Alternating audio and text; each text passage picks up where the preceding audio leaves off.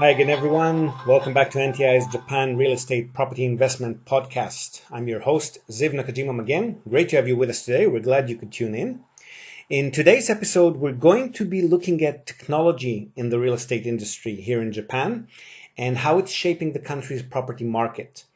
Those among you who are not actually living here most likely have this image of Japan being a high-tech paradise with everything being fully automated, electronic, robotic, and in many ways that's true. Certainly, Japan does have its share of weird and wonderful tech. Robot restaurants, for example, vending machines that prepare hot and fresh meals upon request, fully automated and discreet hotel room where you can actually select your room, check in and check out without ever meeting a live person, and many other gadgets and technological innovations.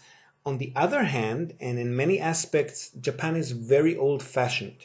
Some technological advancements that are already deeply entrenched in many parts of the world for many years have yet to find their way here, and they may not ever do that. There are many reasons for this contradiction, but in most instances, it's simply a case of tradition trumping progress, simply put, especially for old school type sectors, which most definitely includes real estate, unfortunately, but also the banking industry, official government facilities, and many other sectors. Just a few small examples. Things like web-based payment systems, which are already the most common way to pay bills and official statements in most other countries, aside from automatic credit card charges or bank charges. These are very much the exception to the norm here. The vast majority of the population still take their paper statements in hand and proceed to pay their bills at the local post office, at the bank branch, or most commonly at the nearest convenience store, which fulfills this role here as well. Other things like electronic signatures on documents, remittance of funds to and from bank accounts, or even something as common as email correspondence, these are simply not standard practice here in many, many industries. In fact, as far as the PC revolution is concerned, Japan also seems to have skipped a phase or two. And many people don't even have an internet connection or a personal computer system at home, or even in their office. And they've gone directly from paper to mobile technology, to the extent that fax machines, which have long been phased out in most countries, are still ridiculously common here. Most realtors, for example, will only agree to receive applications and offers for property purchases via fax. All of that aside, though, there are some things that Japan is exceptionally technologically advanced in, robotics definitely being one of them. And there are some very interesting innovations here in the country's real estate industry, although most of these have more to do with new constructions, developments, and city planning, not necessarily in more traditional investment property sales of the type that most yield or return focused investors are normally involved in. So here are a few examples of those. Firstly, construction sites. As we've mentioned here in the past, Japan is suffering from a rapidly aging population, which in itself is hugely boosting its robotics industry's R&D, simply because within a few decades, and unless something changes drastically, there simply will not be enough manual laborers and service personnel to cater to the elderly here, let alone to cater to younger and more able-bodied clientele who would naturally suffer and are already suffering, as caring for the elderly does take more and more of a toll on national resources. To address this particular shortage of workers in the construction industry, which is already quite noticeable, the national government's Ministry of Infrastructures launched an automation initiative called iConstruction, under which it has, and still is, financially supporting public works projects that use drones, robotics, and other technology.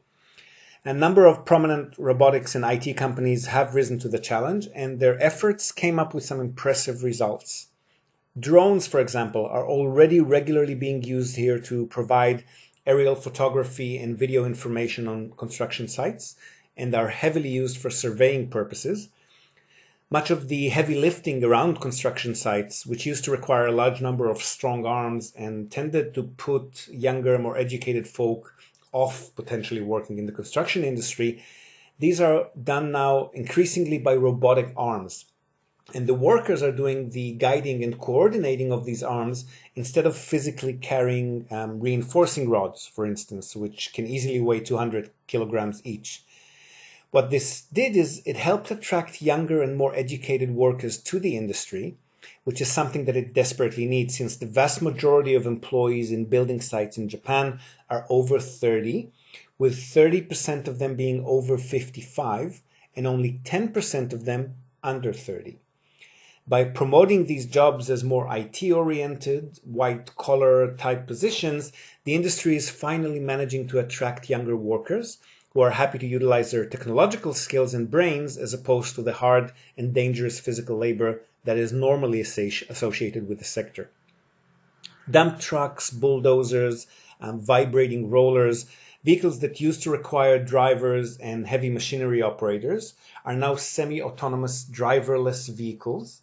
And 5 of these can be automatically guided in predetermined courses around construction sites by a single operator with a tablet device. So again, an attractive proposition for the younger generation of technologically oriented Japanese workers. Another industry which is enjoying the benefits of advanced technological progress here in the real estate sector is residential construction and design of homes, which has long been a breeding ground for cutting-edge, environmentally aware thinking. One of the buzzwords in residential design these days is ZE, the Zero Energy House, ZEH, or Zero Emissions Home, and that's gaining traction quite fast. Now, it's still far from the standard as far as new residential construction is concerned, but some of Japan's largest names in this field, such as the Daiwa House Group, Sekisui House, and Muji, all of them among the nation's biggest home builders, have already begun rolling out their ZEI initiatives, which are aimed at achieving the goal of building homes that produce as much energy as they consume, hopefully having a completely neutral or at least largely negligible energy footprint. Now, these homes include a lot of the more traditional energy saving and green energy type of technology, such as solar panels, advanced insulation techniques, and so forth, but they also feature some very interesting new tech. For example, argon gas-filled triple-tech low-emissivity glass, nicknamed e-glass, aluminum resin composite shades, double-skin insulated walls. Interesting stuff which you can Google and read about if you're interested. Another innovation that recently comes into play are HEMs, Home Energy Management Systems.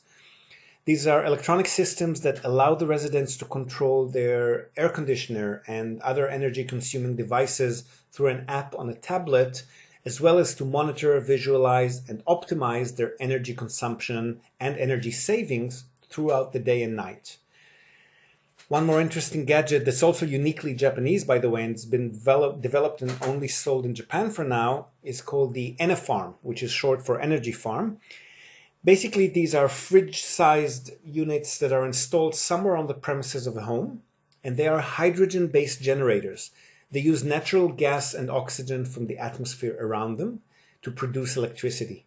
Not only that, but they also utilize the heat that they themselves generate during operation for domestic water heating purposes. Very interesting, very cutting-edge stuff. Now, these zero-emission homes are a major building block in a larger global project that Japan is part of, called the Green City Initiative. Tokyo is actually the top performer of the national cities registered in the project and has so far managed to cut its power consumption by 20% since first implementing these guidelines. The program includes, for example, detailed eco-friendly standards for any structures with more than 5,000 square feet of floor space, and these standards must be met before the building permit will even be issued. Tokyo also joined the C40 Cities Forum, in which cities all around the world share their best practices and innovations in the sustainability field, and the city's green building program is actually presented as an ideal case study in this forum. This forum itself and the Green City Initiative in it are all part of a global effort nicknamed the Smart City Movement, which aims to build future cities with new and advanced industrial concepts enabled by the internet and promoting all sorts of steps towards improving efficiency in workplaces and in the energy sector specifically. The concept is built around information and communication technologies, ICT, and includes stuff like widespread Wi-Fi, the Internet of Things, IoT, big data analysis, AI, artificial intelligence, and cloud computing. In Japan specifically, these efforts are funded mainly through public spending projects, and the market is growing very fast from 1.12 trillion yen, supposed to more than triple by 2020, where it's projected to reach 3.8 trillion yen. So we're going to see more things like smart energy meters installed in all new properties to help building management authorities recognize the areas in which they can reduce their energy footprints. We're going to see new, more intelligent transportation systems of the type Elon Musk is currently working on, parking and riding shared vehicle pools, on-demand bus services, for example, light rail transit services, and 2 or 3-wheeled battery-powered vehicles, which we're already seeing more and more of here.